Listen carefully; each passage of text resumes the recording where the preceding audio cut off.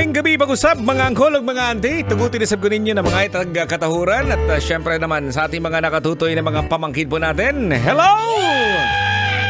Shout out muna at pagpapasalamat sa nagpadala sa atin. No? Dati nating kasamahan dito. Si DJ Maria Maldita ng Yes FM. Awards. Ay, pinadalan ako ng Ethereal. Ayan. Glow Whitening Soap. Oo, mamumuti na tayo dito ngayon. Mamumuti ang ating kigol. Marami pong salamat, Jonafine, Karaan, Menes. Yan. Salamat kayo yan, sa iyong pagpapadala. At syempre naman, ito pa rin ang ating programang Tutoy na Love. Ang pinag-usapan po natin dito mga kabisyo. Dapat ba na ibalik pa ang mga binigay sa'yo ng jowa mo kapag break na kayo? Ayan, sabi ni Might Buds, pwede toy. Ayan, lamakan man iyahang gihatag, akong ibalik niya. Arlene Villarojo, wala naman binigay, walang ibabalik. Chararat yun, tsaka kuripot. Walang basagan dyan. Sabi ni Marge Rog, no, sa akin po, depende po. Kapag mamahalin, itatago ko na lang po, siguro. Yeah, Mariano Sanico, dapat lang to'y. At alam mo mga kabisyo pala, ito palang pagbibigay, no? Pagbibigay ng regalo sa mga jowa, no? Sa jowa ninyo, no?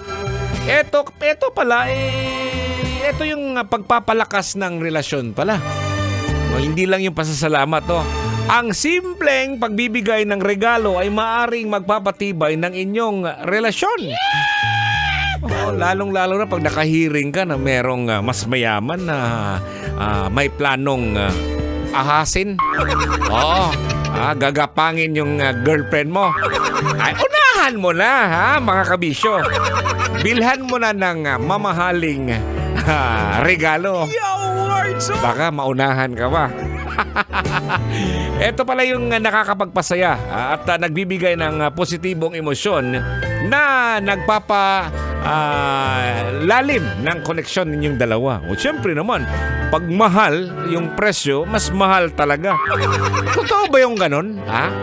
Hindi kasi ako ganon mga kabisyo eh.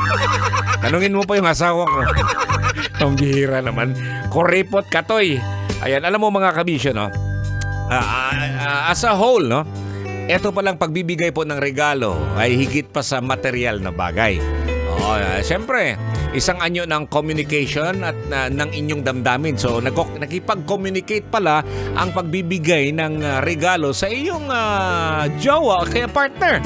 At ang mga ito po ay nag-aambag sa kaligayahan at kasiyahan ng inyong relasyon. So, ibig sabihin yan, hindi magiging matatag ang relasyon pag walang regalo. Real talk po tayo mga kabisyo. Kaya kung ikaw ngayon, meron kang plano na didiskartihan, halimbawa, kasamahan mo sa trabaho, siguraduhin mo na can afford ka. Real talk po yan, Marami pong nababasted dahil nga, alam mo yung level, hindi ko naman sila minamaliit, pero minsan kasi, ganun dapat, no? Kung ano sa tingin mo, ganun dapat, hindi yung mag-ambisyon ka na yung mayaman at saka sobrang maganda naman, pero ikaw naman, nagbumukha ka namang rough road. Joke lang mga kabisyo. Pero alam mo mga kabisyo, para hindi mo mararanasan yung sinasabi natin. Ito pa rin ang inyong Uncle Totoy. Magpapaalam na po para sa ating programang Tutoy na Love. Ingat po tayo kabisyo. Kailangan pa bang i-memorize yan? Love Radio Basic!